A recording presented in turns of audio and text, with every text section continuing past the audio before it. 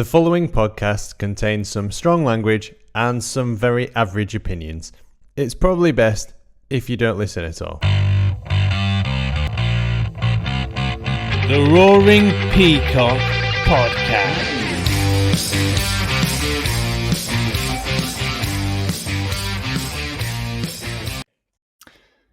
Welcome back to the Roaring Peacock main cast. The embodiment of the Bielsaism, failure forms us, makes us solid, and brings us closer to our convictions, in that we aim to keep failing. My name's Adonis. You know me as the Adelites on Twitter.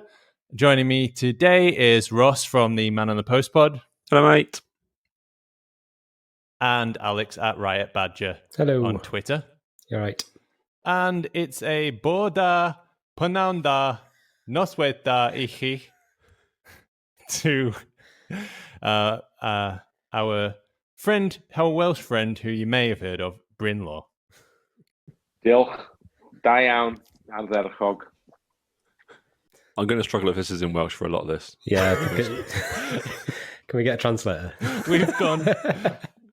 We've upgraded, made a massive upgrade from butchering accents to butchering whole languages. So the news this week, Diego Llorente signed. Another week, another international footballer flies in to wear the white of Leeds United. Almost boring now, spending 20 million in it. Standard now, isn't it? Adam Forshaw, injured again. It's been a year now, but unlike Alex's household appliances, you have to wonder when he can get back up to speed. Orta smelled fresh blood on the continent as he was spotted flying to Amsterdam. We immediately linked with Tayun Coop Miners, more butchering languages, Girano Kirk, which makes us wonder what happened to all the Ians and Kevs we used to be in for. While Orta was on the continent, Marcelo was spotted watching his son, Carlos Corberan, managing a small, insignificant team in Yorkshire for experience. Leeds showed steel in Sheffield with an ice-cold pair of gloves from man of the match Melier, as Bamford's nose rose like a salmon between the sticks to seal a first top-flight away win of the season. And after the game, Bielsa showed Chrissy Wilder a clean pair of heels after the coach from Down Tut Pub threatened to slide tackle him.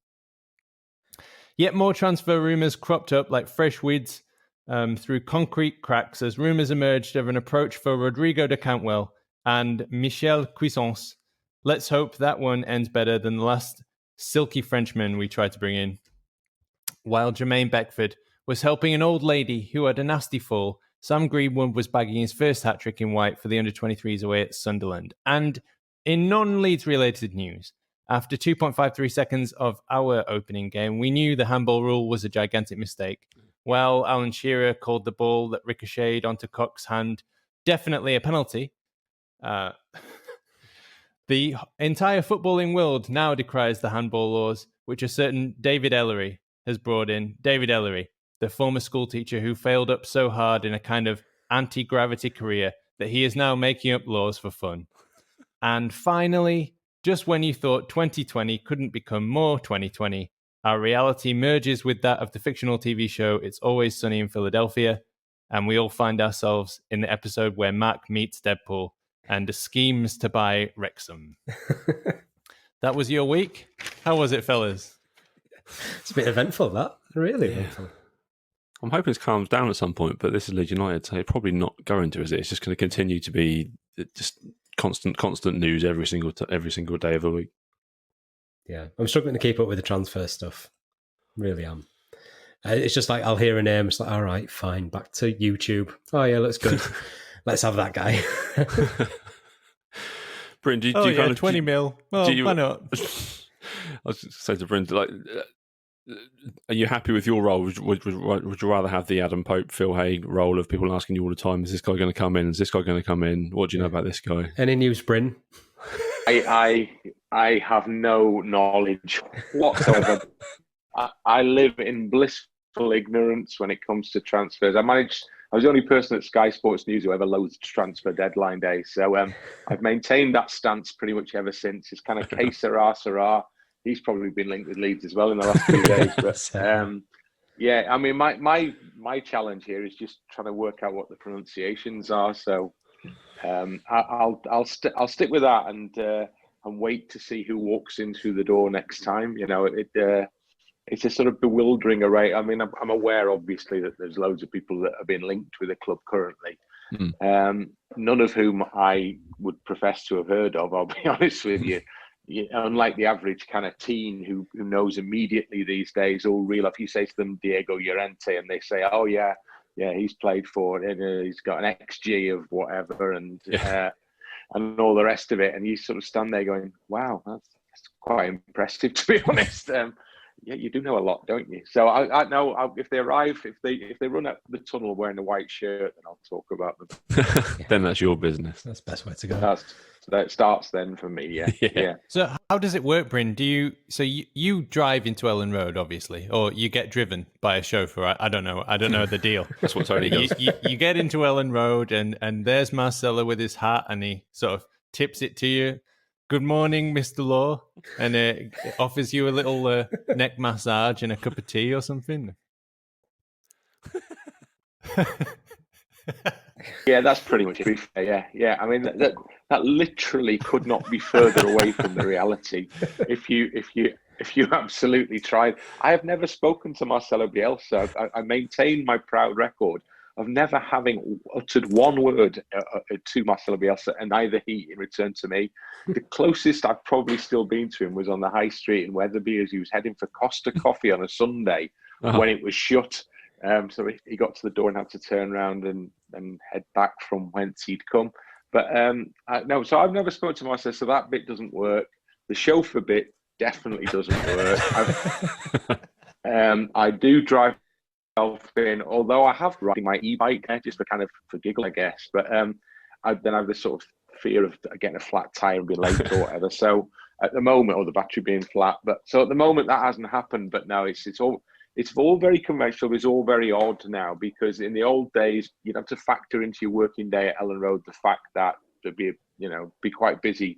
Well, originally when I started covering Leeds, be quite busy on the road going to the ground, or very busy on the road. Then in the more fallow period, slightly less concerned about how much time it was going to take me to get in, and occasionally, disappointingly, literally just driving straight from my house into the ground without any major delay en route. And then latterly, like sort of last season, we're back to decent crowds and all the rest of it, and so you have to again set off a little bit earlier. And they changed our car parking arrangements. For decades, I've been parking on the old training ground car park, but at West Stand side. And then last season, as a member of staff, loosely described, I had to go and park on the staff car park, which was a good sponsored walk away from Ellen Road, which wasn't the best in the middle of winter. But anyway, woe is me. And then, but now we park right by the ground. That's good. I've never parked closer to a ground. I think at one point they were parking people near Matthew Murray, weren't they? They're getting a shuttle bus. Yeah, that was us. And I got the shuttle bus once, and it was slower than walking. So I never bothered getting that one again. But it was a good old yomp, that was. So it kind of got it got the heart beating before you got to the stadium for sure. Yeah. It was quite scary as well at night, because you go on a really dodgy path to it, and it wasn't the best. But anyway, I get a parking space. So what can I say? The price, unfortunately, for parking your car right next to the stadium is you get some fat lad jumping on it like a trampoline as soon as we win the championship, smashing the windows. The whole thing unfold like some sort of bizarre kind of, I don't know, CCTV footage, but it was real. Because on the night I'd gone there to do some interviews. I'd gone to the ground initially on the basis that Leeds could potentially, but probably wouldn't get promoted. So I didn't go to the stadium till half time. I didn't expect anyone to be there, and I got there and all the staff were there. And as it turned out, all the players were there as well. So I parked my car outside, went in, thought, well, I'll probably be back in the car in half an hour here, because once the final whistle goes, if West Brom have done what they need to do, then I'm on my way back home again. Then, of course, obviously, it all turned out slightly differently. The next thing I know, Victor Orta is hugging me and screaming in my face in Spanish. Somebody else who I'd never talked to before that moment either. And we were sort of dancing around the room, and then I'm interviewing giddy footballers and being sprayed with champagne and stuff.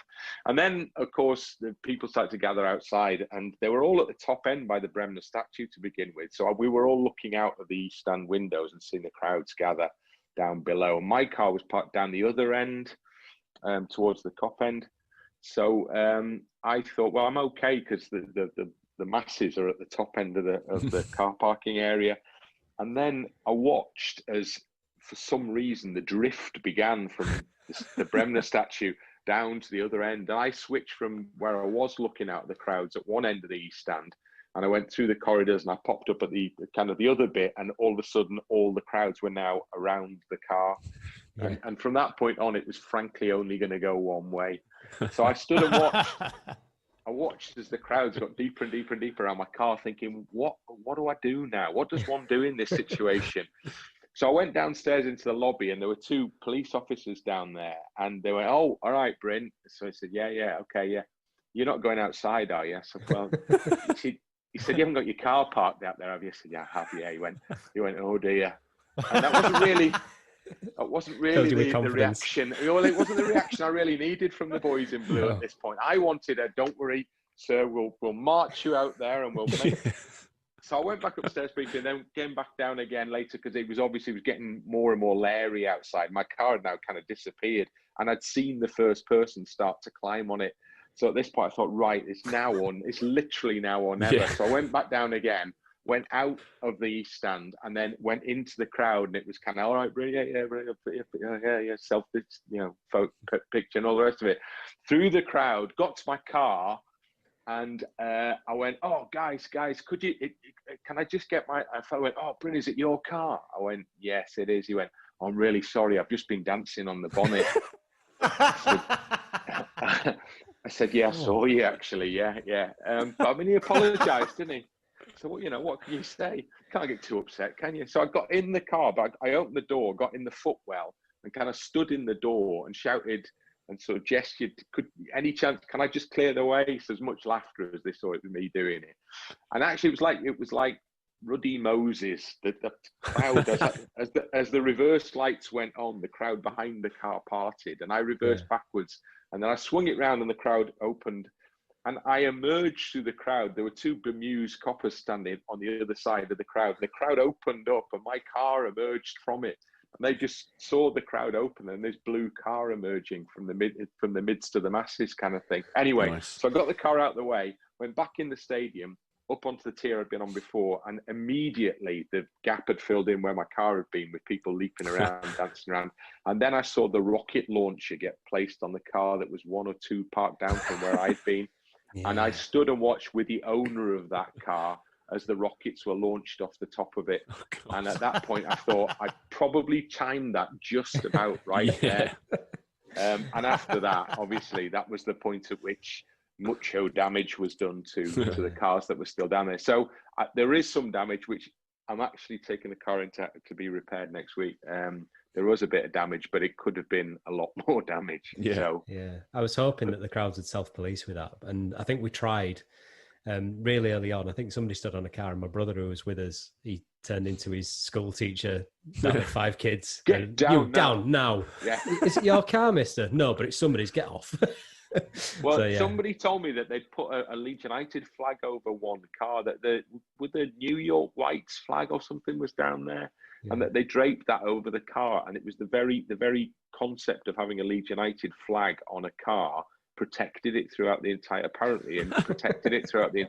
of the evening. Yeah. So in future, I'll know what to do. But it was quite that was a somewhat surreal aspect of what was a pretty surreal, bizarre evening. Yeah, it might be a bit weird as a Wrexham fan, but the face of Billy Bremner on the bonnet and Don Revy on the roof, nobody's going to dance on that. So I think you'll be fine. Yeah, unfortunately, I wasn't packing either of those things. So no, so I had to go and move it anyway. Yeah. Anyway, all's well that ends well. Yeah, Leeds got promoted. That's everybody. Everyone was happy. And we're playing Premier League teams like Sheffield United and Fulham. What did you make to the game? Nice gentle introduction. It's like, bit of Premier League, Liverpool. Now can play something a bit more familiar. A bit more Premier League, Well, you're used Manchester to it. City. Yeah, just to ease yourself into it, fellas. That's I've enjoyed the games a lot. I enjoy the game bit. I don't enjoy the bit around it. It was easier in lockdown when there was a real focus on all the fixtures, when you knew it was countdown, 9 to go kind of thing, and every game had that much riding on it. I found that okay in terms of the motivation from my own perspective from doing the commentaries and stuff.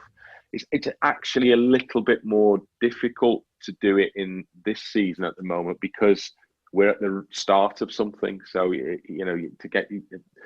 there isn't that massive, there is pressure on every game, but there isn't the kind of huge pressure that there was at the back end of last season on every game. Yeah. So it's a slightly different experience. And Anfield, Anfield has changed considerably since even the last time I'd been there. And it's massive now, basically. Yeah. And that was a very heavily stewarded fixture, even though there's only about 50 of us in the stadium. But they were really hot on everything, and they were right on your case all the way through the afternoon. And I enjoyed the game. I didn't enjoy the kind of the before and after, if you like, too much.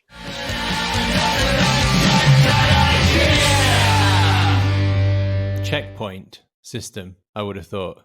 So you go in there. What do you get tested? You have to fill in a form before you go, which has to be done within a time scale, I think 24 hours before the fixture. Some people, you can do it online with some, you can do it online with Leeds, but others, like at Sheffield United, we had to take an actual paper copy to Sheffield United. I mean, I understand why it's being done, but the answers to all the questions are no, basically. And if you were to say yes, you wouldn't even be going there in the first place, I don't think. So the answers are always no, and then you get heat tested as you go in, and then that's it. But in the stadium, you have two zones. So we operate in the amber zone, and everybody else, players and kind of proper match officials and assorted members of staff go in the red zone. And the red zone is the area, it's the dressing room area, and then it's the tunnel, and it's the pitch itself. And the amber zone is all that kind of sections around that. So we are only allowed to operate in the amber zone, which means that, you can't do post-match interviews in the tunnel because only people who've been tested are allowed in the tunnel. Yeah. So all the interviews are down by the pitch side. And then there are other kind of little aspects of that which make, actually just communicating with people sometimes is a bit tricky. The guy who's the Premier League match manager for all the Leeds games this season, because the Premier League incredibly rigidly structure these Premier League matches. So there's an itinerary for every single game. There's a Premier League member of staff basically runs the show for all these fixtures. And that's a big change since Leeds were last in the Premier League. So the guy who's the match manager for the Premier League at Leeds United this season is a good pal of mine, a guy called Simo. So I wanted to have a chat with Simo for the first home game. And that in itself is not straightforward currently. We had to kind of wait until everything had finished at the end of the afternoon, when people had started to drift away. And then we're kind of shouting at each other from one side of the barrier to the other. And that's as kind of close as you can get, basically. So it's not without its complications, that's for sure. Yeah, it makes sense with the zones and stuff, because I think somebody spotted a red gate with the Leeds badge on, and obviously red in Ellen Road, and people went crazy about it. But that makes sense now. That's what it is. It's everybody. It's part of the protocol, and every stadium has its red and its right. Well, it was. I think it was orange in the EFL in the Championship last season.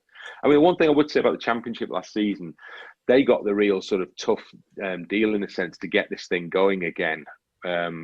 When everything started again. And I actually thought, I know much maligned Football League and all the rest of it, but I actually thought that they did a really good job of getting things going again, because there was a time when there was a real fear that the whole thing was going to get voided. Yeah. So to get to have the wherewithal and to have almost the courage to say, no, we're going to carry on with this and get it done, because it was obviously the best option. But the way it was organised actually was decent. I thought they did a good job of putting it all together ultimately. And all the grounds that we went to, it was well organised and yet it wasn't it wasn't restrictive. It was still friendly, if you like. So I was quite impressed with the way that played out ultimately. it's a different level of the Premier League because the stadia tend to be bigger for a start. I mean, not well, Anfield being one of the cases in point. There's other biggies that we're going to end up at. So physically, I mean, just trying to get from the gantry, or rather from the media box where we were commentating at Liverpool down to pitch side to get a player afterwards is a right old hike there, to be honest with you. We're only allowed to put 2 people in a lift at a time and stuff as well. So if you miss the lift, you waited ages for it to come back again. So we're all having to adapt. Listen, I'm really lucky because I'm getting there to see the games, but I am missing the lack of crowd. I'm missing the lack of crowd. Because whatever anybody says, it is definitely not the same.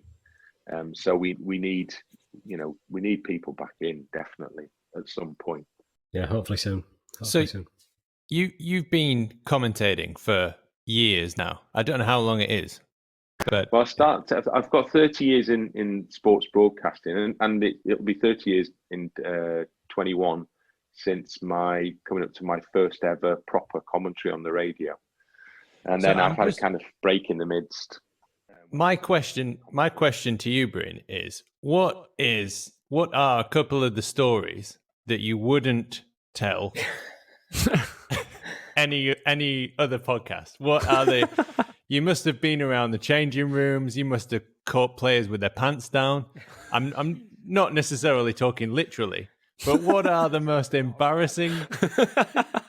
What are the most embarrassing stories? Bryn Law on the case. Give us at least one that you don't want to tell. Well, you've almost answered your own question there, haven't you? Really, give us one that you don't want to tell. Off the top of my listen, give me 5 minutes, and something may come up, but. Nothing. I mean, this stuff happens all the time. That it's a constant trade-off. I mean, I've been a football reporter nominally longer than I've been, or more than I've been a football commentator. It wasn't my original plan. The original plan was to be a football commentator, but I went off to Sky Sports News and ended up being a reporter for most of the time. So there's a lot of times when there's a kind of you have a relationship with clubs or individuals at clubs where there's stuff that's going on that you agree to kind of not talk about on the basis that it would not help them if you did, but they will help you in consequence or subsequently, if when you need a favour doing in return. So there's quite a lot of it there's quite a lot of stuff gets done on that basis. And it's completely that way for me now. I mean, I've been the poacher as a reporter for a long time, and now I'm effectively kind of a gamekeeper in a sense because I'm working for LUTV. So my money gets paid by Leeds United Football Club, so they are my employer for these matches. So there is an onus to at least to have that at the back of your head in terms of the how you do stuff and how you say stuff. Yeah. So the kind of the balance has changed a little bit on that basis, but I can't honestly. There's nothing that exciting. Do you know? There's nothing that exciting. 30 years in this industry, and there's really nothing that springs to mind that was the one where you go, oh, blimey, yeah, do you remember when? So it's all pretty dull, really. I think sometimes people are surprised to find out that footballers and football managers are just normal people, and there's no magic that happens behind the scenes. So no, well, they're kind of, they have all the same weaknesses and all the rest of it that anybody else does. But I would say, having been lucky enough to be around football people for most of that 30-year period, that I've got a lot of friends. I think I've got a lot of friends in football who, like players and managers and stuff. And I've done quite a lot of work on the coach education side with the Welsh FA, because I do the A and the Pro license, the media modules in Wales. So you get to see another side of players coming towards the end of a career, coaches starting in a career, because you're then working. I was then working in the gamekeeper role there. I'm kind of giving them guidance as to ways in which they might best deal with the media going forward in their careers. So you get to operate in a different way with people. They get to see a different side of me to an extent as well. So I've got a lot of time for football people. I haven't met many players that I thought, oh, what an arse he is. There have been a few. There's been a few, there's been a few down the years, but the vast majority are just pretty ordinary people, like you've just said, just pretty ordinary, decent guys, frankly. And and there's bright ones, there's not so bright ones, there's funny ones, there's not so funny ones. It's kind of just it's the big story, like where everybody else in every other strata of society, basically. Yeah, absolutely. Yeah.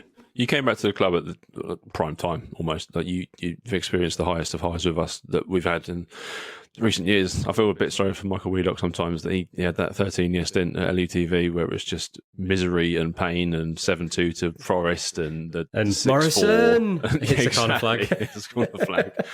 Yeah, like.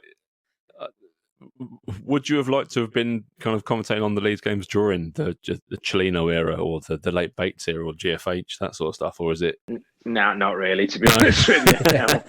I mean, I could lie. I saw a few of them. I did that.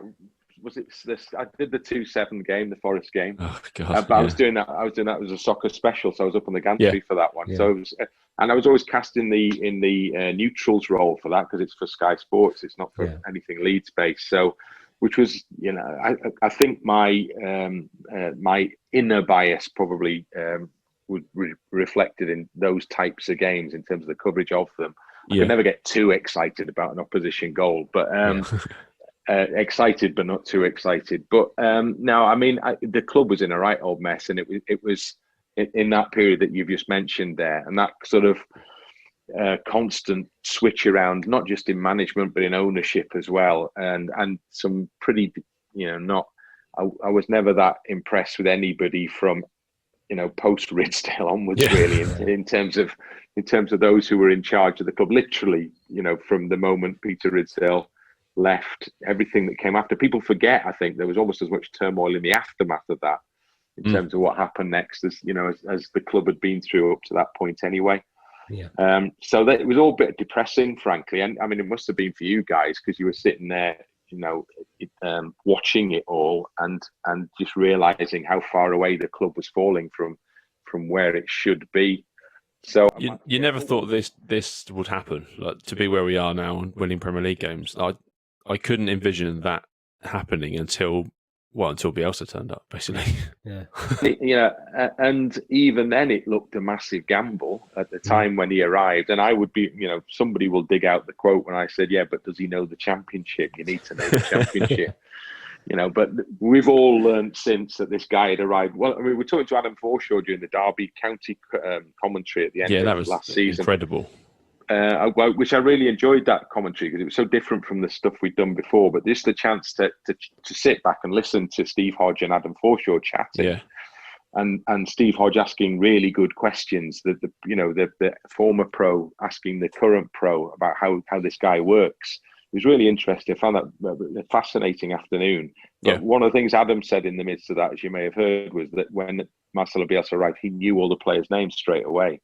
So they immediately, first they'd had a concern that they didn't really know much about him or who he was potentially, and he arrived there and he knew all of them.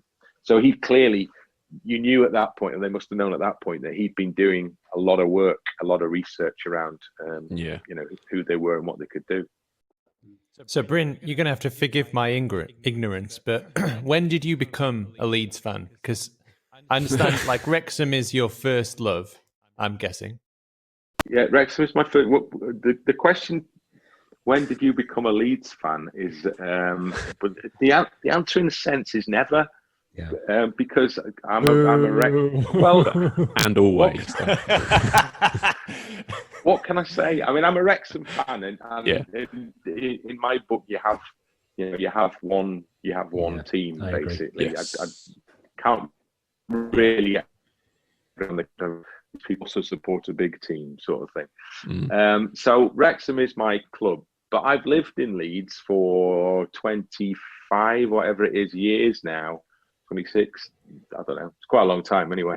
Yeah. I've lived in Leeds for a long time. So, and throughout that period, for the very first weekend I was living in Leeds, I actually got to cover a Leeds game. So the McIntyre tournament that I did first at Ellen Road when Sampdoria and Forest came to play. The David and then I worked, I think that was it, yeah. And then I think I worked, the Charity Shield would have been after that, obviously. So then I worked on the Charity Shield, one of my first BBC Radio Leeds assignments. So from day one, I've kind of been involved with doing stuff with Leeds United, and clearly, obviously, I know loads of people in who follow the football club. And one of the biggest things is that the biggest disappointment for all that Cellino stuff, Football City, and I felt, that the Rhinos were having a really good period at that time as well, to coincide with Leeds United's demise. So the Rhinos became preeminent, certainly in the city. I mean, it was maybe different further away, but they seem to have it was the Rhino shirts that you saw on kids walking the streets. You didn't see anybody wearing a Leeds United shirt. You're more likely to see somebody wearing a Man City or a Chelsea shirt. It hurts me in my soul when I see that. It was bizarre because when I arrived here, Leeds were a big deal. It was the summer after the Championship victory, so it was massive. And all the way through that period that I was working at Radio Leeds, the football club was a massive thing, a massive entity, Premier League and all the rest of it. So everybody supported Leeds in Leeds, and then I saw that situation change over a period of those rubbish years. And because I've had two children go through school in Leeds, so you went to pick them up, and there's no evidence anywhere that you look around that anybody's kind of following the football club in the city anymore. You just can't see it. The football club's position in terms of its relevance in the city as much as anything, and they've managed to do that spectacularly well. So that's the good thing now, is that you suddenly, quite quickly, I am seeing young people, small children, et cetera, people with Leeds flags up in the garden and stuff like that, on flagpoles. The club is back, has fought back to its chin and its status in the city, and the city needs the football club to be in the Premier League. I mean, that's been the frustration for all those years. It's ridiculous that a city this size, of this wealth, didn't manage to get a football club in the Premier League. I mean, it was a nonsense, frankly. Yeah, so it's well overdue when it finally happened, but kind of thank God it did. Yeah. There must be a big chunk of your heart in there. You're going to push this, aren't you, Adonis? He's not going to leave this alone. Surely. It's really. You see how can you see how I'm just disappearing into the darkness here? So you can't see my face. The club has a strong place in my heart. There you go. I'll say that because for all sorts of reasons. But it doesn't have to be the club. It doesn't have to be the club per se. But I mean, I've got loads of people. So let me give you an example. Norman Hunter was somebody I became very close to during the Radio Leeds years when I was doing the commentaries, and Norman and I were travelling up and down the country together. And Norman Hunter is Leeds United. He embodied, everything that was good about the football club. And I'd heard so many stories with him. And I was lucky enough to meet most of the Revy boys over the years. And I've done, I've worked with Billy Bremner, I've worked with Peter Lorimer, I've worked with Eddie Gray, and I've worked with Norman, obviously. And I've done loads of stuff with most of them, pretty much. So that's where you get. I almost, if you ask me who I support Leeds United 1964 to 1974 in a sense, because I've been around those guys for so much that I know so much about that period now, and I know the stories. I've heard the stories from them, and I've seen the bond that they all had together, and that it was like that incredible unity between them that existed until this very day. Yeah. So that bit, I've got a very strong feeling for all of that aspect to it all, and I know loads of people at the club, and not working with usually, but working near the football club, and I live near the training ground and stuff like that. That bit, you kind of that does bring you into it. That gives you a greater sense of the importance of the whole thing. Yeah, so it is important. The football club is very important. I mean, those commentaries with you and Norman were basically me getting into Leeds. When I first started supporting Leeds, we shared a season ticket, me and my brother. So he'd go to one game, I'd go to the other. And then it was you guys that covered the away games and the games I was missing at home. So when the news, when you came back to Leeds, this like last season, it's like, it's coming home to me. I know that you're not a Leeds fan, but I associate your voice with Leeds. So it's the LUTV stuff was great. So, well, it's strange in your career, isn't it? You have all sorts of ideas about how it's going to go and where you're going to end up and stuff. Yeah. And so I wouldn't necessarily have predicted, because I went to Sky in 1998, I think it was. So I did the first game of the season, which was an away game at Middlesbrough, as my farewell to Radio Leeds, 0-0 draw. Thanks, guys. And then started doing stuff with Sky Sports News instead. And I would not have predicted at that point that I would end up commentating on Leeds United exclusively, as it were, commentating on Leeds United again. But you just can't predict the way these things are going to turn out. So the timing was me good ultimately, because there was potential to go and do the LB stuff that had appeared at the same time, pretty much as I became available, if you like. So, there was, from my perspective, Michael might have a different perspective, but from my perspective, there was a happy coincidence there, effectively. So I had the chance, and I took it on as a bit of a project last season. I wasn't 100% sure whether I was doing the right thing, but and so initially I said I'd do some games, but not all of the games. Yeah. And then as the season went on, and I kind of got drawn more and more into it, and I could see the potential for the way that this thing was going, and it got its tentacles into me. And at that point, I said, right, I tell you what, I'm going to do all the games. Just put me down for everything. Nice one. No matter what. And then there was the bizarre sort of twist and turnaround where you got to March, and I've walked out the stadium at the end of the Huddersfield game thinking, do you know what? I'm not by any stretch of the imagination known as an optimist, but even I think Leeds are getting promoted now. and then, but within days, everything had gone, and everyone was football shut down. It was like, Jesus Christ, how's your luck? I've got to this point. The stadium's bouncing. Leeds have torn Huddersfield to shreds and are cruising at the top of the table. And now suddenly everyone's going, yeah, well, of course it's going to get voided, isn't it? Yeah. Jesus wept. So that period was pretty horrendous. March, April, May, until there was absolute confirmation that the season was going to resume again, theoretically. That was pretty bad, actually, because I had a load of work lined up. There was all football related. And so it went from being looking quite optimistic in terms of what I had going on to looking incredibly bleak. And so March, April, May were 3 months financially, and then things picked up again in June and into July. So it's been a really bizarre period, frankly. I mean, the term roller coaster keeps coming to mind. Yeah, Bryn, I'm just you able to put on another light, because it's a bit freaking me out a bit, to be honest. I'm talking to this man in the dark. It does look a little bit like we're interviewing somebody who's in witness protection. What I'm going to do, because actually I'm in the conservatory here, so we're going to do this live. Yes. I'm actually going to move to an area. You see me emerging into the light fairly shortly. There we go. Look at that. Yeah, but that's no good, because Nationwide's on in that room, or whatever it is. Cheeky podcasters get a tour of Bryn Law's house. Right, now you've got to close your eyes at this bit, because this is my music room and it's in a right tip. It's very dark, but it will get lighter, I promise you. Okay, here we go. This is all going behind a paywall. People have to pay to see you inside your house. Yeah, that's exclusive. That's the extra exclusive footage. Oh, nice. Wow. Okay, there we go. So now, where were we?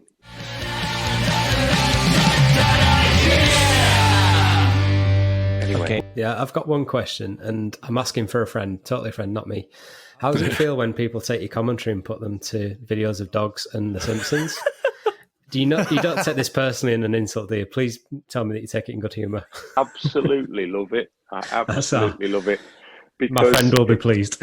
Yeah, now I thought, I mean, that stuff around that, the back end of last season was as gratifying an experience professionally as I've had, because it was just nice that people seem to appreciate it, and you don't often get that in. Yeah. You know, I work in an industry, many people work in industries where you don't. Somebody at Sky once said to me, a boss man at Sky once said to me, a very scary boss man at Sky once said to me, if you never hear from me, you're doing all right. Which is, to me, was a very strange way of working. because it says that if you never get a call from anybody, then you're doing the right thing. So in other words, you only get the call when you've cocked up. And that was genuinely very much how Sky worked. So it's quite different. It's quite difficult to work in those because you never, although you think, well, I'm doing okay, you don't know if you're doing well. There's no feedback. There's no feedback. They weren't great on feedback at all. So I've spent 20 years basically working on that basis with very, very little coming back to me. So that whole little period at the end of the season when LUTV, it's a strange one with LUTV, isn't it? Because LUTV exists in sort of as well as other stuff, and there are other places you can go to get it. And then all of a sudden, we found ourselves in this unique position at the end of the season, whereby we were the only show in town, and out of the blue, effectively. And I enjoyed that. That sort of that sense that it was all eyes on because the pressure was on to get it right for sure. And you need, I like working with an audience. I've always done quite a lot of sort of event hosting way back. My university degree was an English and drama degree, so I've done a bit of acting and stuff as well. So I actually like the sense of an audience. It kind of gives me a bit of bit of an adrenaline kick to have the sense of people watching and listening. And it means that if you cock up, people will tell you about it now. It's it's an absolute certainty. So you've got to be on your game, otherwise you're going to get a Twitter kicking, basically. So all that stuff, anything that isn't bad, after all those Sky years, anything that isn't bad. If somebody says, if they put my commentary to dogs leaping around the living room, then that's just fantastic because that means that's all right, isn't it? I did okay then. Thank God for that. I'm relieved. No, I mean the feedback from us as fans. I mean, it was brilliant to have the access. I think there was a lot of worry about LUTV and the resilience of the connection because we'd obviously seen games before where it had gone down and things. We thought, right, well, we've got every season ticket holder trying to access this. Is it going to hold up? And it was solid, and we got to experience them games where we couldn't. So yeah, I think it was really. I had a real sense of all that. We all had a real sense of all that. The others who'd been there much longer than I had been involved with it very much had a sense of that. And what had actually happened was that at the start of the season, Leeds had gone and found a new platform provider, and I believe it's the same people who provide the kind of platform that Barcelona and Liverpool, amongst others, use. So these are the people who should be able to do to handle this sort of that amount of traffic. But nobody would ever have predicted that the test would come in these most dramatic. All season long it was tested. But then all of a sudden, you were saying for that first exclusive game that we had, so it wasn't on anything else, the first LUTV exclusive game, which I think was the Luton game, wasn't it, on the Tuesday night? Yeah. That first game, obviously, there was a sense of, it wasn't a sense of panic, there was a sense of massive nervousness around the people involved with LUTV because they knew the platform worked, but it's a difference between having a confidence in that and it actually happening.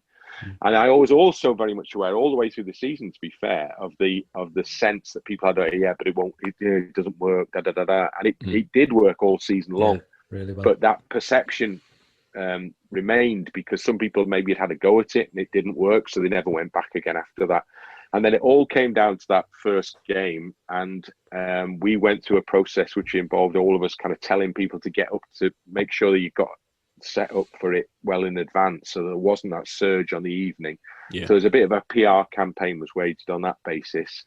I did a little tutorial video and stuff like that, so people had something to look at, so they could go away. And it was an idiot's guide for me because I could easily see people like me going, "Oh, I don't have to do that. I have no idea how to do this." So I tried to sort of talk it through in simple terms that even I could understand. And then the night came and went, and it was all fine. And there was a massive switch over from that point on in terms of the way that the thing LUTV was regarded. It changed literally changed overnight. It changed that night. So people now knew that the thing, it worked. And then we got, it was tested even more because every game we did, basically the viewing figures, we broke a record pretty much every time we did it until the very last one. Till the Charlton game. But up until that point, the figures just got bigger and bigger. So Leeds were getting cumulatively more than the entire rest of the championship combined in terms of the number of people watching.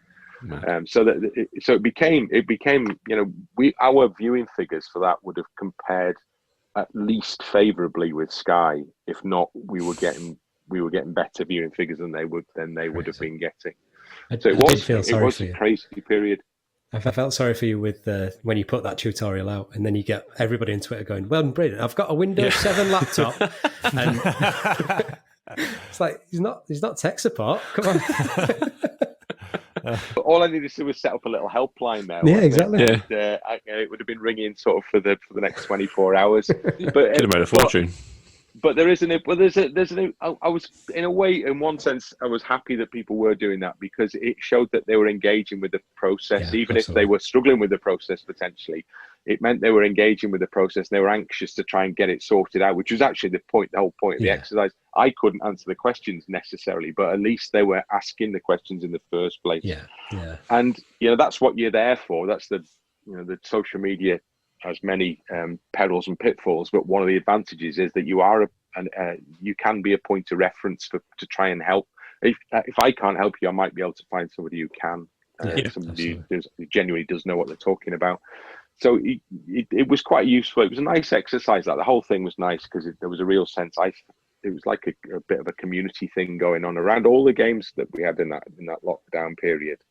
It was nice to have the sense of people being coming along for the ride, sort of thing. Yeah, definitely. I haven't got a question, but I just want to say thank you for that Swansea game, that commentary. I was at work listening to that on the shop floor, and there's customers all around me. I'd accepted the draw. I was happy with the draw, and when Pablo did what Pablo did, and when then you did what you did, I had to leave the shop floor for a minute because I had to refocus myself for a minute. That was magical, and your commentary, because I couldn't watch it, I had to listen to it. It made it alive for me, and there's something that the radio can do that TV can't. I think when that is your only option, it's incredible. I mean, it was interesting in that period because all season long, and it's the same again this season at the moment, they're audio commentaries effectively because most people who are engaging with them are engaging them on the basis that they're listening to it rather than being able to see it. So, but there are some people who are watching it. So obviously the overseas people could be watching it, or certainly that was the case last season.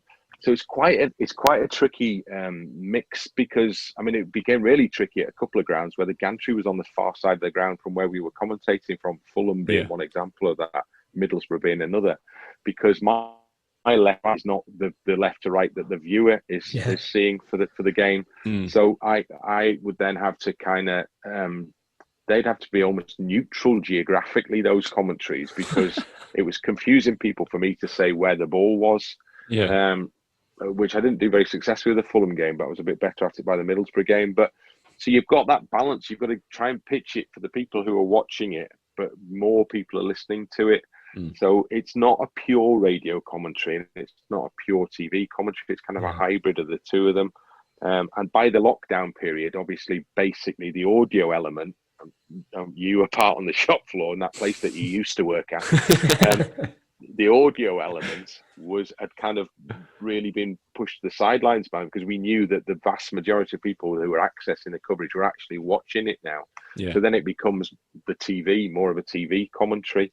It was, there were one or two like kind of little technical challenges on that basis. And then we're back again this season too. At the moment, it predominantly been an audio commentary. Whether that will remain, we'll have to wait and see, because after this next weekend, as we talk now, nobody knows what's going to happen after this weekend in terms of the coverage of the matches. It's not been decided yet. So I guess one option might be that they decide to give it to the clubs again, like they did last season, rather than having Sky and BT doing the actual coverage for all of them as they are currently. I don't know. I genuinely don't know how that's going to play out. So, I mean, I think that would be great for us, LUTV, Leeds United, if that's, I think there's an appetite for that to happen again now. I genuinely do. I think people, and there's a whole big shift coming in the industry in general as a result of what's happened recently. You're seeing it. I mean, I'm seeing stuff today that proves that this whole sense of owning the product now by the clubs and the ability to stream it, to do the coverage yourself. I mean, I've been involved in this. I've been putting little OB units together to cover European games for Welsh clubs in the last few weeks.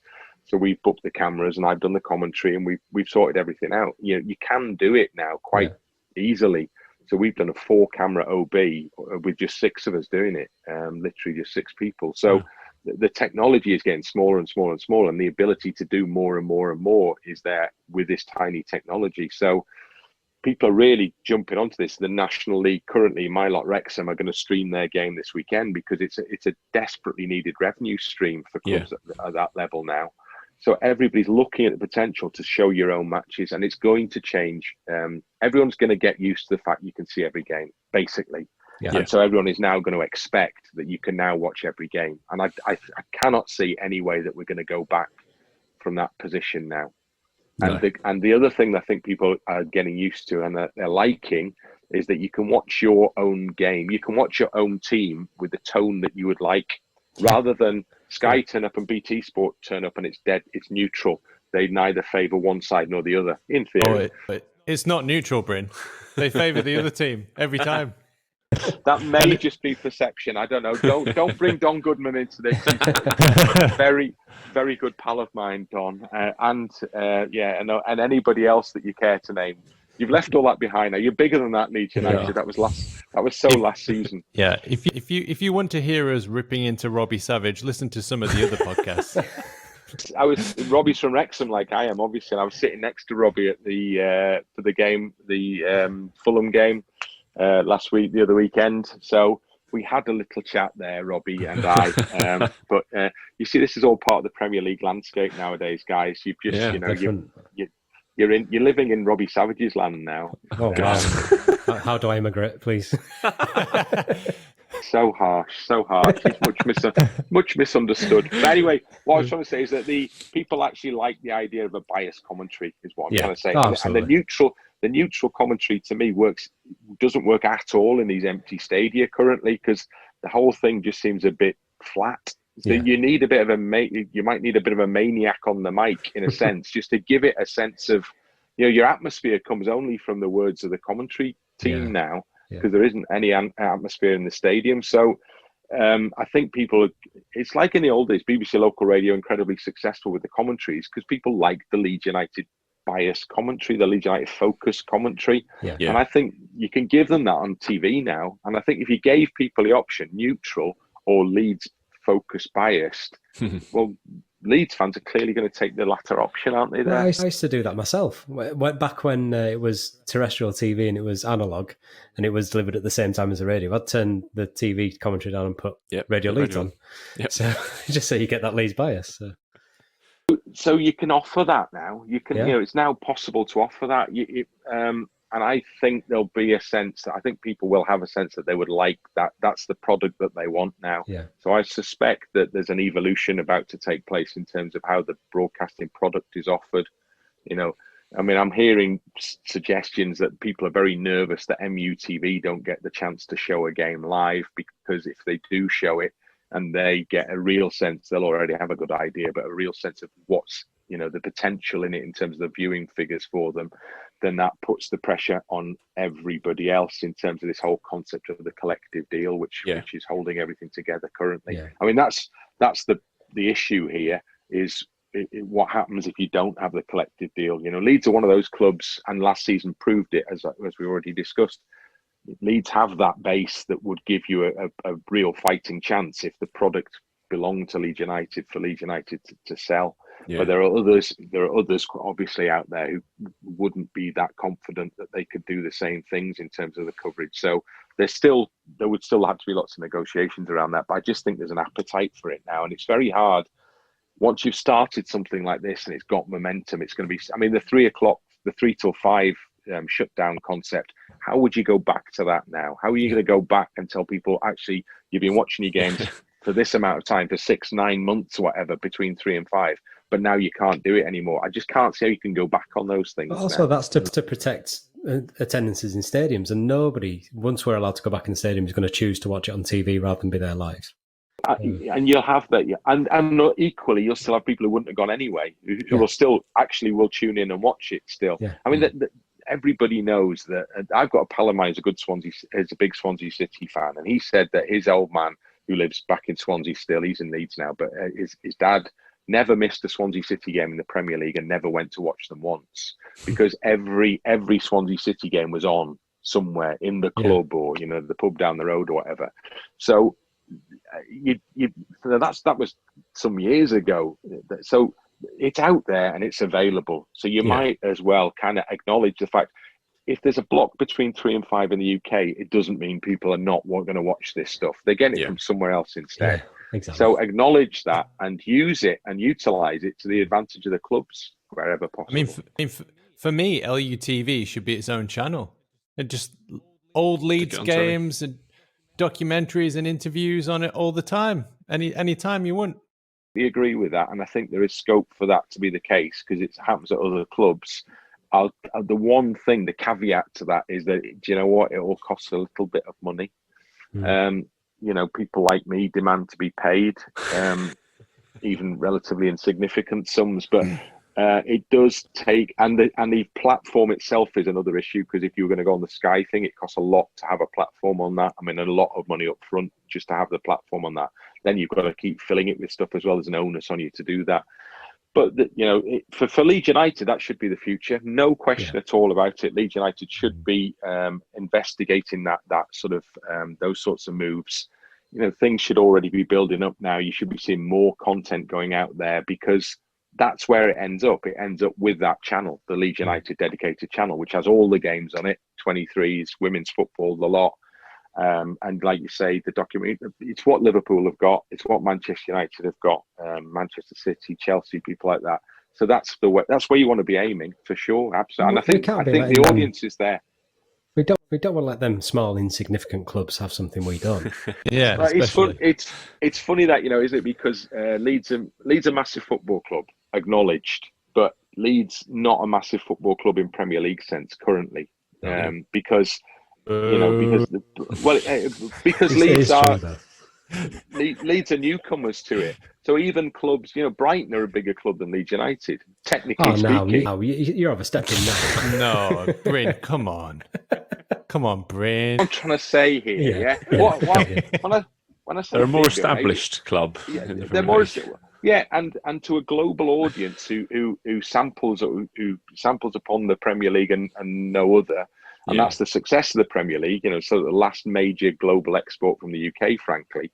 For those people around the world, they know all about Brighton, and they know the Brighton and Hove Albion players.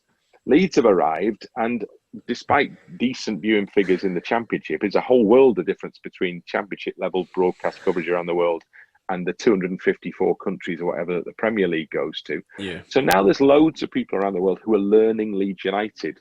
So they know that Graham Potter's the manager of Brighton already, but now they're asking, who's this Marcelo Bielsa bloke? Need to know more about him. So Leeds are on the start of a journey, whereas there are other clubs in that division with them who normally are not as big clubs as Leeds United. Brighton aren't obviously as big a club, but they have a Premier League standing that is currently in advance of Leeds United. So Leeds have got to get to that position still first. And that's what all the investment in the side is about now, to ensure that this is not a one-season wonder, that it's a 2, 3, 4, 5, 6 season. And then Leeds United rightfully become the big club again, because of the clout that goes with it. Because let's face it, it's a lot of it nowadays is about how much financial clout you've got. So you need to re-establish. Leeds have got work to do to re-establish themselves on that basis still. Yeah, but Bryn, once we were in the Champions League next season, everyone will know us. Oh, you crazy fool! Yeah. That's right. Absolutely. What you said. Yeah. I mean, listen. God, Jesus, people, 3 games in. That's going on the tour poster. You crazy fool, Bryn Law. Well, somebody turned around to me at Bramall Lane on Saturday. I think he was presumably he was a journalist, young guy, and he said it'll be difficult to stop the talk of Champions League now. And it was like, oh my God, here we go.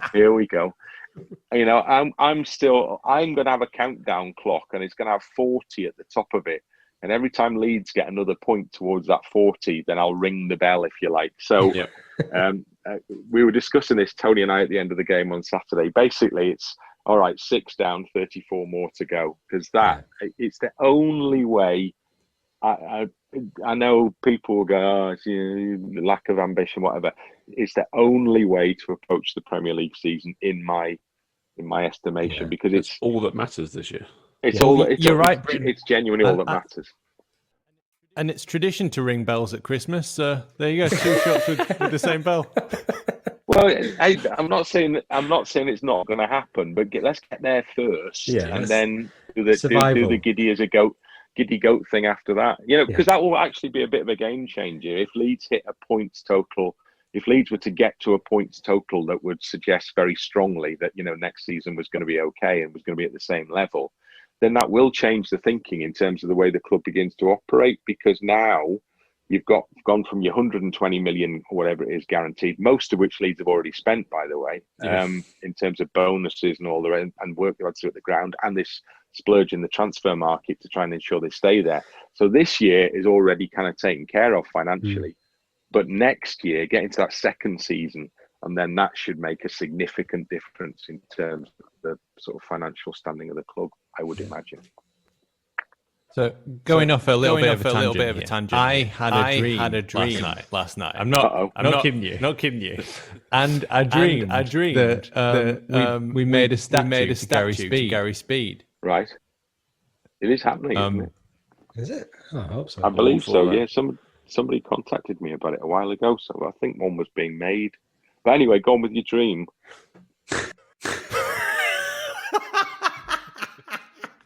Ben, anyway, go on with your dream. Oh God. No, that was about it. But no, it just got me thinking today, like, if you have heard of anything about because I know that there was an idea to do a statue of the salute, and a statue of Gary Speed, I think would be. I think we love that. Well, somebody's definitely been in touch with me about the fact that they were doing it probably in the last 18 months. So where that's at currently, I'm not entirely sure. I think he was wanting to make contact with Gary's mum and dad so that he made sure that they were kind of on board with the whole idea. Yeah. So I think that there's a possibility. I think that might actually come to fruition, particularly when you see the kind of development work that's gone on around on the east stand side around the Bremner statue, and now with Centenary Square, and that where it's becoming increasingly a kind of, the whole area is becoming a gathering place for people now, and will be, when people are finally allowed back into the stadium. But so there would be scope, I would have thought, hopefully, for that to be reflected in that area maybe at some point. Nice. Well deserved. He was my favourite player. It's taken Pablo to be here for this long and to do what he's done to overtake Gary Speed as my favourite Leeds player. And I mean, that's quite high praise because Pablo's amazing. Yeah. Well, yeah. I've learnt, and fortunately, in the most tragic circumstances, how much affection there was for Gary at Leeds. Even though he'd been away a good few years by that point, but obviously he must have made an absolutely massive impression. In terms of what he did when he came into the team in that period. I can't see that picture of Gary Mack, Gordon Strachan and David Batty on the pitch together in tears about welling up myself. Yeah. Well, I mean, that obviously was a intensely awful period, basically. And that's the hardest. I've had two.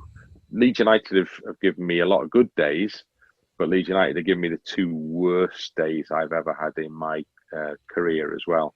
And obviously not directly in Gary's case, because he'd moved on to do other things. But I spent that day by the Bremner statue the day after, and also then I was out in Galatasaray when the 2 fans got murdered out there as well. So I was there to watch the game and ended up reporting on that. So the 2, so that the Leeds United relationship for me is very much a tale of some triumph, most recently effectively, but also a lot of tragedy as well. So I guess you would say it's been the full. I've experienced the full range there for sure, and it's all associated with Leeds United Football Club basically, and Elland Road and all the rest of it. So there's another part. That's another part of my link connection with the football club as well, I guess. That's a great autobiography title. Triumph and Tragedy on the Road, on the Path to Ellen Road, or something like that. Yeah, There you go. You can have it. Needs a bit of work, that one, but yeah, thank you. It does have the nuance, doesn't it? Like if you've got that, it's. That's one of mine. There you go. Zombie Nation Awakes by Bryn Law. Still available on Amazon. Where can you buy that? Amazon. Yeah. I'm afraid so. Yeah. Along with Don't Take Me Home, of course. Exactly. Yeah. Which I've only got one copy of that left. Oh, really? Quick buy. To Amazon and because I've make given the Bryn rest happy. away. Yeah. I get a pound a copy. Oh, hey. Yeah. And that's why I'm living in penury.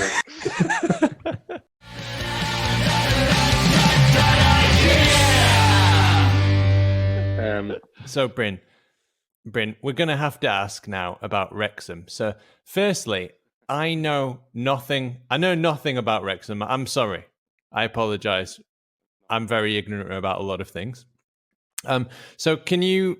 What I understand is times have been hard as a Wrexham fan recently. Now, can you just explain what's gone on? Like, if I were to do it for Leeds, I'd be like, glory years, then some bad times, and then good times, and then 16 years of pain and misery is smashing your head against the wall, and then Bielsa and beautiful times. So can you give us a little summary of the Wrexham story is very similar to the Leeds United story. I mean, it's uncannily similar in many senses because it's a football club which is playing at a level below the level it should be playing at on the basis of the number of people that still turn up to watch and take an interest and have a passion for it. So we've had our bad owners, I would say, pretty much matched Leeds in terms of some of the mad things that have happened. Maybe not Cellino level mad, but certainly approaching Bates level mad. So we've experienced all that. But the difference was that at Wrexham Football Club, the fans eventually said, right, enough's enough here. If these people are going to keep turning up and trying to basically, in one instance, literally try and destroy the club. That was the plan, to destroy the club, to get their hands on the stadium site. That genuinely was the plan. It was revealed. Ultimately, the fans said, right, we'll take control. And the fans ended up as the only show in town. The only people who would step in to save the club in its hour of need was the Supporters Trust, which I was a member of right from sort of the very beginning of its foundation. So we got in to take over the football club, but at the same time, the impact of all that bad management was that the team had got worse and worse and worse progressively. So when I started watching Wrexham, one of my very first games was Stoke City at home in the second division, as was, Championship as is now. 20,000 people there for a league game. Wow. The next home game I watched was Sunderland at home, 19,500 there for that game. So we were getting gates of that size. Now that dropped right off. Then we came back up again under Brian Flynn, well-known Leeds man. He was a great manager for us and rebuilt the club, built a training ground and all the rest of it. And we had a new stand built. We had a good run in League One level. We had some great cup wins, as everybody knows. We beat Arsenal, but we beat a lot of other top division clubs as well. So we were really going well. And then he lost his job there, and the whole thing just disintegrated from that point on, effectively. So we got to the point where we got relegated into non-league, and that's where we're stuck. And we've been there 13 years now. So Leeds United 16 years out of the Premier League. Well, we've got 13 years in non-league. So in terms of the level of misery, and we have no Marcelo Bielsa figure currently sort of hanging around the place. So after all that, and last season was particularly miserable. I mean, obviously they did void the National League season. We were in grave danger at the point at which they void the season of actually getting relegated into National League North. And to my mind, I think the void in the season actually saved us, because we were on the slide and we had some tough fixtures coming up in the back end of the season. So we would have been at National League North. So that would have been with York City, obviously another one who's fallen on hard times. But then you look at like Curzon Ashton, I don't even know where that is. I couldn't point to it on the map. So we avoided that fate at least. But then we've had a hard time through the summer because everything you spend at a fans-owned club has to be some money that you've raised. There's no option really to go for loans. You don't have that sugar daddy option. There's no investors. It's all down to what the fans put into the club, and that's okay. Generally speaking, we need good season ticket sales. We need good attendances because that money's crucial. There's no TV money in the National League, but then if there's any kind of wobble there, you're in big trouble straight away. So obviously, massive wobble with the season finishing and no crowds allowed in for this season, and then just when the chips appeared to be down, the board have been under tremendous pressure. The club's tearing itself apart internally. The fan base is split. People who are with the trust, people who are against the trust, people have fallen out with each other over it. It's been pretty brutal the last few months, to be honest. And then all of a sudden, somebody says, "Oh yeah, well you're okay because Ryan Reynolds wants to buy the football club." Great. How? Okay. Where's this come from? How has this happened? Well, I'm not 100% sure, to be absolutely honest. I don't know. I mean, him and Rob McElhenney have clearly decided they want to buy. I'll use the term English football club, but obviously we're in Wales. Yeah. But they've decided they want to buy one. I don't know whether Wrexham was the first one they looked at. I have a suspicion it might not have been, but they have happened upon Wrexham. I mean, the good thing with doing the deal to buy Wrexham is the club doesn't cost you anything because it's fans owned. So nobody gets, the club doesn't have a value on that basis. You hand over ownership, but they will hopefully hand over ownership on the basis that they've promised to make an investment, immediate investment in. So that would go straight into the club. Club's debt free, in relative terms. So you're not taking on any massive overheads on that basis. So you can get straight into it, basically. Yeah. But how they've happened upon Wrexham, I don't know. All I would say in kind of by way of some sort of vague explanation would be that we are a club that should be playing at a higher level. We still get 4,500 people in the National League, despite everything. And so if you were looking at something with potential, club with potential, we should come under that. Just like you would have said the same about Leeds United, club with potential, one club city and all the rest of it should be playing at a higher level, much bigger fan base than most of the clubs around it. So we have all those characteristics as well. So maybe they've looked at that. And actually, although it seems mad to say it, given that we don't even know whether we're going to be playing our first game of the season still, I don't think yet this weekend. But even despite all of that, actually, you might say, well, this is a good time to invest at that level now because, to coin a phrase, the arse has completely fallen out of it financially down there. I mean, I'm hearing stories about League One and League Two players who have been offered deals of 400 quid a week now. So, Wow. So if that's League One, League Two level, then National League level, God, you're talking about sort of minimum wage effectively there potentially.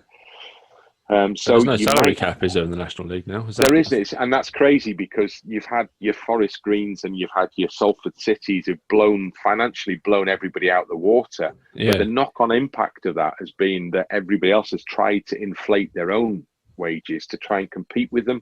So clubs have been bankrupting themselves, trying to keep up with Salford's millionaires, multi-millionaires, and the billionaire and all the rest of it. And this has gone on for a number of years. There's been a sort of sugar daddy club in the division every year who everyone's been trying to compete with financially. So it's caused a real issue. Clubs have gone full-time who probably shouldn't have gone full-time. Wages have been paid that shouldn't have been paid. Contracts have been promised that shouldn't have been promised. And the chickens are all coming home to roost now, obviously, because there's no income coming into any of the clubs now. So you've got Dover teetering on the brink at the moment. Macclesfield have gone pop. They're not even going to be involved in the National League by the looks of it next season. So there's a big reckoning to come. So out of the dust of all of that, potentially, literally, a bloke in a Deadpool suit might just emerge from the shattered ruins of the National League there, waving a checkbook saying, actually, we can buy him, and we'll have a little bit of him. I mean, I don't know what the whole scene's going to look like, but this might be the time every cloud has a silver lining and all that, I guess. That there might be an opportunity here for Wrexham to be stronger because they've finally got this financial impetus that has not been there, not been available while we've been a fan-zone club over the last few years. I think it's like when Leeds were going through the Toledo era and bizarre things happen, you kind of look at it and go, all right, there's Vern Troyer. Yeah, okay, mini-me, fine. so. Deadpool's buying my club. Fine. Yeah, of course he is. Of course he is. Well, I've started watching that Always Sunny in Philadelphia. It's actually quite good, isn't it? Yeah, So, I mean, good. if nothing else has come of it for Rob McElhenney, he's got another viewer. So, maybe it was just a cunning ploy just to do that. But I suspect that there will be ulterior motives if the thing goes through, because the next stage is now that they've got to come to us. They've got to come to the membership with a presentation that says how the deal is going to look and how it's going to be set up. And then the membership have then got to vote on whether they want the deal to get done. Now, if I were predicting, I would say that it would be like the Belarusian general election in terms of who's going to win that vote. But you've still got to go through that process nevertheless. So they've got, now their identity has been revealed. The next step is that they will now present a deal that is being put in front of the membership, and then the vote will take place. And if the vote is in favour, then they'll take control of the club. So I think there's a fairly short time scale on this. I believe it could be, in the next few weeks, basically. By Belarusian, you mean Deadpool is going to be appointed owner in some sort of secret Masonic ceremony with the whole of Wrexham is blockaded off and no one can get in. If that's what it takes, if somebody can guarantee me an away day at Rochdale on the basis of that happening, then I think we're at the point now, I have to say, where as much as I was idealistic about the fan zone thing, I liked all that concept.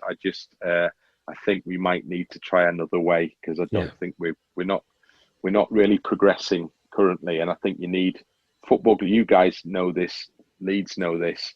Football clubs need to have a sense of potential progression. Otherwise, it all feels a bit like, what's the point? And when if you don't have any sense, if you don't have any sense of forward movement, then it's very hard to keep people coming on that basis. That's when you get down to your diehards. And we are at that point, I'm afraid now. We're at the point now where without something new happening, without new impetus and new momentum coming from somewhere, it's not going to come from within now.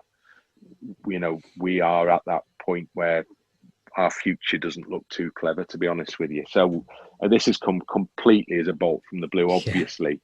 But I think we're all ready for a little bit of kind of, even that, well, it's never going to work, this, is it? I think we're all ready for a bit of that. Well, no, probably not, but let's give it a go. Roll the dice on Deadpool. Yeah. It seems amazing to me that there's no televised games of the National League because having played Championship Manager as it was then, I recognise all these teams. Well, they do televise. BT Sport televise them, but the TV deal is kind of minuscule. The clubs get, I think there's just like a 4 or 5 grand match fee or whatever it is. So, I mean, the clubs will make more from this streaming potentially over the next. I think all the clubs, the National League clubs, I don't know whether they've done it officially, but they seem to have just basically torn up the concept of the TV deal and said we're going to do it ourselves. So there may still be a BT Sport Conference National League live game, but the clubs in the meantime are just going to be doing their own matches. And I think, to take us back to where we were a little earlier on in the conversation, I think the National League clubs will also now discover, actually, we could make some money out of this. At Wrexham, they're going to be charging £10 per stream for the matches that go on, which is, I'd say that's quite a high cost base, that to my mind, because that's what you're charging in the EFL for 4 camera coverage.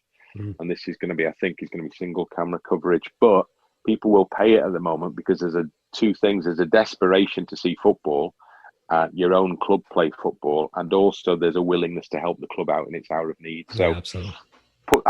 That's across the board. But then you've got a mad things going on where, before we started talking, I'm looking at Chesterfield and Wealdstone, who are going to be streaming their games as they've announced, but they're going to be streaming them at the stadium, as far as I can work out, whilst the game is going on. So they're going to be streaming them in the ground, in the suites, in the hospitality suites in the ground, whilst the game is going on, with the curtains drawn, so that you can.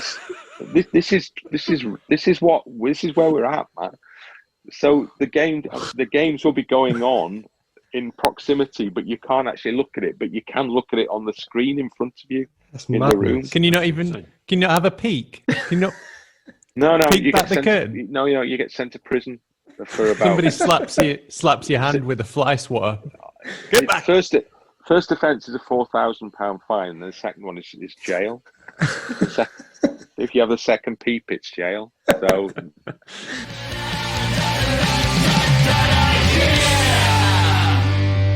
It's just not worth it. It's speaking of things being televised. Are there any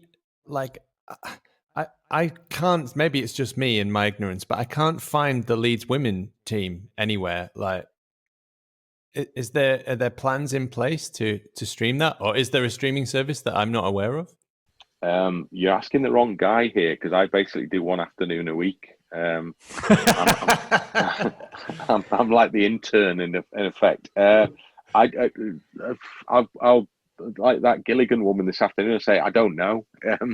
I don't know. I mean, I assume there will be, but no, it'd be easier for me just to say I don't know, because the genuine answer is I don't know. I mean, I know the 23 games are being shown, aren't they? But at the moment, I don't know if there are any plans to do the women's games. Again, further down the line, you would anticipate that all that sort of thing will come under the auspices of an expanded LUTV service. But you need places to put that sort of stuff. It's easy enough done now, because you've got YouTube channels and you've got Facebook access. And I think they showed the under-23 games on Twitter, didn't they? The last under-23 game. Yeah, so you've got all the options are available now to do. I mean, there's actually, it's very hard not to do stuff, or not to. It's it's so relatively easy to do this stuff now. Even the single camera streamed coverage is now a pretty straightforward thing to do. So clubs at all levels are able to do it now. In a sense, there's no argument for not doing it, to be honest with you. And I think the argument only would be, will anybody watch? But I think mostly the evidence is that people will watch. I mean, when we did Connors Key and TNS, these OBs that we put together in Europe, and we had sort of significant viewing figures for the Connors Key games in particular. We had sort of 5 figures viewing live, and then total views sort of up towards the 50,000 mark. So a lot of people genuinely did appear ready to tune in. Good. If there's Leeds United football there, Leeds United fans will watch it. Well, that's it. That's the bottom line with all of this stuff. If it's there, somebody will watch it. Yeah, definitely. So I think I'd like to think going forward, because I think that would all be just building, it's about brand building or whatever it is. It's just building the sense of this club operating at many levels, and women's football, men's football, the whole lot. It's what you should be doing now, really, I think. So hopefully so, yeah, definitely. Yeah. Okay, lads. Any final questions for Bryn before we let him go and pick up his offspring? No, I was going to say we need to do a time check, because it is 8 o'clock. So no questions from me. I don't want to keep you too long, Bryn. Cheers. Ross? But breaking news, and Phil Hay and David Ornstein understand that Leeds have agreed a deal with Bayern for Michael Croissants. Michel Croissant. Michel Croissant. Michel. Mr. Croissant. So, exciting times. Très bien. Well, they are exciting times on that basis, aren't they? Because you are, it's a good calibre of player coming in this summer. There's no question about that. And I think there's just been the first I saw the first glimpse on Saturday of Rodrigo in terms of his ability and the things he might be able to bring to the team. And I thought Koch had a really good game. Yeah, it really did. He did a sort of slightly wobbly start, but even in that wobbly start, I had a sense that you could see there was definitely a player there, no question. So if you can get people go straight into the side and make an impact pretty quickly, the signs are good. And then you've got that group that's got this fantastic sense of togetherness now, and you've got players who actually almost appear better suited to the Premier League, potentially maybe than the worst of the Championship. Yeah. In Hell, the terms Costa's of, one, definitely. well, Costa's first couple of games, it wasn't as good on Saturday, but his first couple of games, Bamford, I'm thinking of in particular, who I think has been outstanding for the 3 games really so far. So you've got players who seem to have taken to the Premier League, taken it on and embraced it, and so far been up to the challenge. It's got a really interesting Saturday, Manchester City. I am actually really looking forward to that game, having watched them get bizarrely battered by Leicester at the weekend. I'm quite interested to see what their reaction will be on the back of that. I mean, obviously their reaction was to go and spend 63 million on a new player. It wasn't, effectively that was their initial reaction at least. But I'm very interested to see how that's going to play out, and I think that'll be good. That's one of those that's quite an intriguing looking fixture. That one, definitely. I'm absolutely terrified. Are you? You are absolutely terrified. You see, I'm not now, because what I like with what I like is that Leeds will go at it with the same swashbuckling style. I mean, there was a bizarre thing when they were playing Leicester on Sunday. Initially, Leicester didn't look very good. They scored early on, and you thought, oh, they're going to get an absolute bucket full here, City. Manchester City, because Leicester, and they were talking about in commentary how difficult it was to play Manchester City, because how do you set up to play against them and all the rest of it. But I just thought, well, that conversation will be redundant in the next fixture, because you know that Leeds are only going to do one thing. So I like that concept of just Leeds just going and doing what Leeds do, and let's see what happens after that kind of thing. Yeah, there's no shame in any scoreline with that. So it's just it's the banter on the Monday morning on the team call when I get to work. That's all it is. You genuinely don't mean that, though, do you? Or you're saying that because it's one of those this is a free hit for us and all that bit, blah blah blah. But that is absolute palpable bollocks, that, isn't it? The thing, I'll still watch it, and I'll still be like, "What are you doing, Bamford? Why are you doing? Why aren't we getting down the side? Why, and I will watch it. I'll treat it like it's any other game." But if you didn't watch the Leicester game on Sunday, you've seen the scoreline from that and thought to yourself, "Hey, there's never been a better time to play Manchester City." A little bit. Bring it on. Yeah. Absolute palpable bollocks. Which is now my Twitter bio. Cheers. Podcast. Put that one on the poster as well, if you want. I actually think I do subscribe to that theory that it actually might be a good time to play Manchester City. Come back to me at 4:45 on Saturday evening, you're right. Really do. And describe that as palpable bollocks as well at that point. Your optimism is infectious, Bryn. And nobody's ever said that to me before, but yeah, go on. Good. Just quickly before we let you go, how do you think this season will go for Leeds United then? On the basis of the conversation we've just had, I'm a bit more upbeat about things now than I was probably before the first game at Anfield. I thought it was going to be very difficult for Leeds, because I know I've done a lot of Premier League football whilst Leeds have been kind of down there. So I've seen loads of Championship football, but I've seen a lot of Premier League football as well. And I know it's just that relentless nature, game in, game out, better players, bigger challenges. But my sense is, much like the sense after Leeds won at Bristol City last season in the first game of the season, where you look at a game and you think, actually, they might have half a chance here, because that's one of the better sides in the division, and basically Leeds have beaten them easily.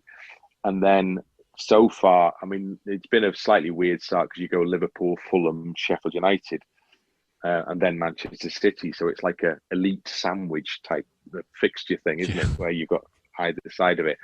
So that's why Saturday is such interest to me, because we've seen Leeds go close at Liverpool, and then we've seen Leeds, for a bit batter Fulham and then slip up against them, and then win a hard-fought game against Sheffield United. I think Sheffield United might struggle this season. Let's see, but I think they might find this season a struggle. So Leeds came through and won that. But this is the one now where you go, okay, well, this might give us a real sense of what's on the cards for Leeds this season.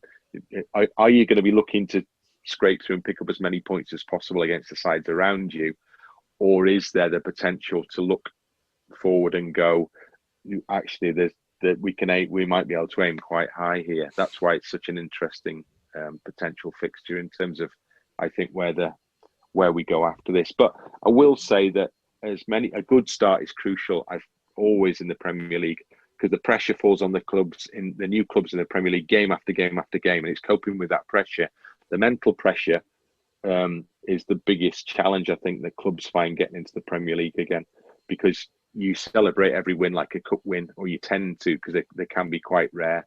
So if you get to a position where picking up points regularly becomes the norm, then like Sheffield United did last season, in fairness, early on, then it relaxes everybody and it takes the pressure off those games later on in the season.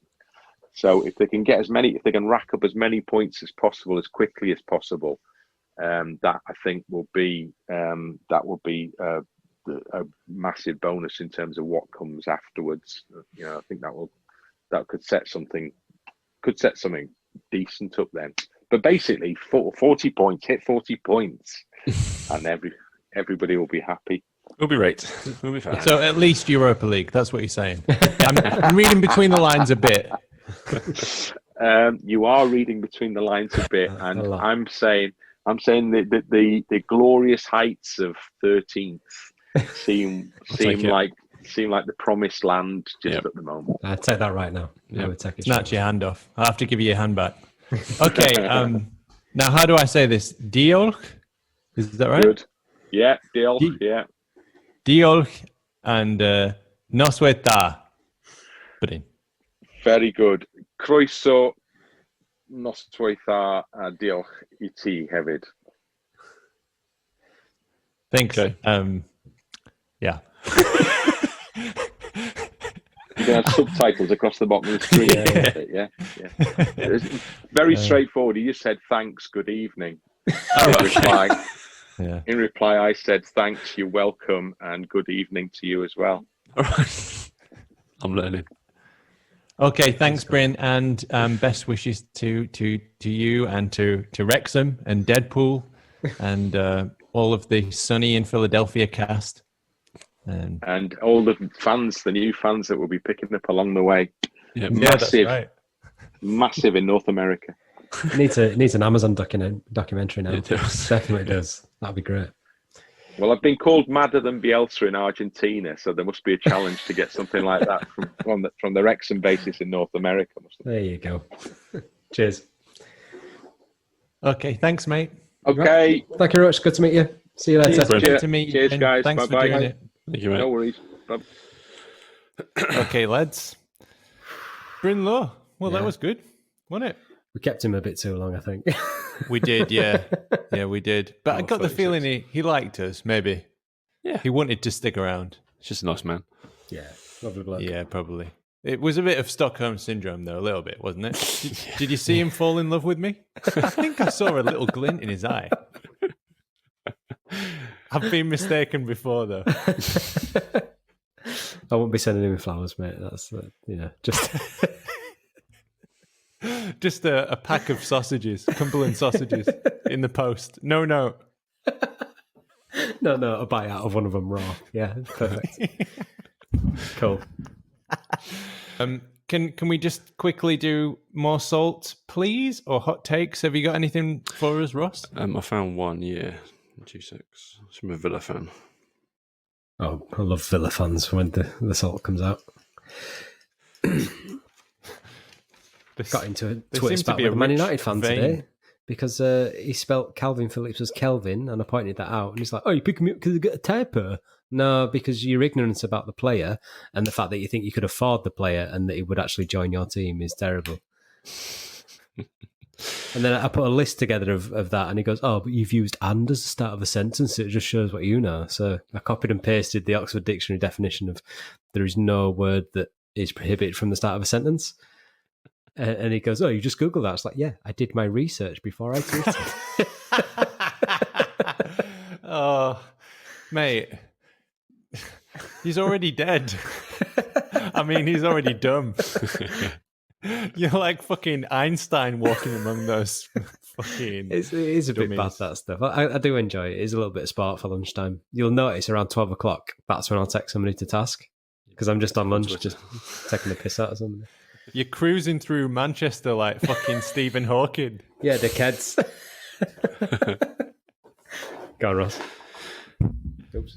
Right, yeah. So for more salt this week, it's been a bit tough to find any hot takes because Facebook is going again. We've won, so they're kind of calm. But on Twitter, I found a Villa fan who's particularly salty. Any particular reason why Leeds beat Fulham 4-3, and all you can talk about is Leeds, and yet Villa beat them 3-0, and instead it's how bad are Fulham? Sort your bias out and tell Talk Sport to do the same while you're at it.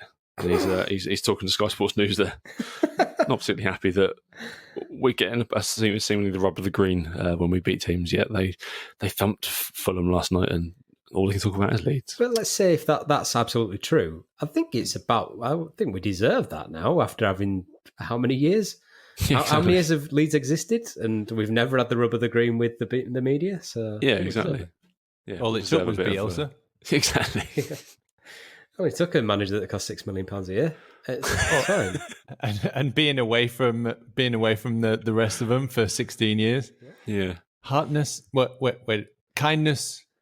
Absence. Absence Yep, really does make the heart grow fonder. There you Hardness go. makes the kind grow heartful. Right. Proper fucking butchered that idiom.